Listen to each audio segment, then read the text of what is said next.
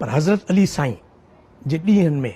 हज़रत अली जे ॾींहंनि में जॾहिं हज़रत अली कूफ़े ऐं बसरे में पंहिंजा जेके आहिनि से क़ाइमु कयो हो सदर मुक़ाम त उन वक़्तु कूफ़े ऐं बसरे में जेके डिपार्टमेंट हुयो फिनांस जो 3 ॾींहंनि में उहे हलाईंदा हुया सिंध मां आयल माण्हू ऐं उन्हनि माण्हुनि खे क़तल कयो जंहिं ग्रुप उहे हुया बीबी आयशा ऐं जेके आहिनि से अमीर माविया अमीर मावे जा जेके आहिनि से माण्हू प्लस जेके आहिनि से 2 ख़लीफ़ा हुया जिन उन्हनि सां साणो जंहिं ते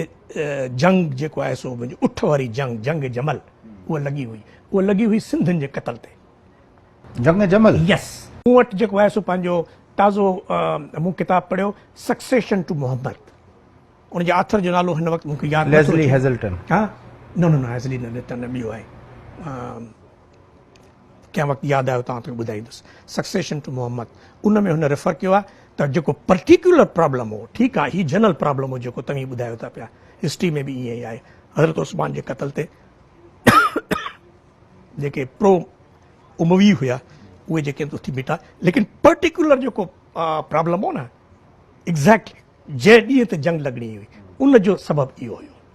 अच्छा त किथे बि झड़ो थी सघे पियो किथे बि थी सघे पियो दैट पर्टिकुलर सो मुंहिंजे चवण जो मतिलबु इहो आहे त इहा हिस्ट्री असांखे ॿुधाए थी पई त सिंधियुनि जा लाॻापा 712 खां अॻु में हुया ही जंग जेको आहे so it's a after effect consequence आहे इन खां अवल जेके आहिनि से सिंधियुनि जा अरबनि सां लाॻापा ऐं सिंधी उन में जेको पंहिंजो हिकिड़ो आइडियोलॉजिकल कॉन्फ्लिक्ट थी पियो हज़रत अली ऐं जेको आहे सो पंहिंजो माविया जो ऐं उस्मान जो उन में शामिल हुया ऐं उन में पार्टी हुया देवर सपोर्ट अगेंस्ट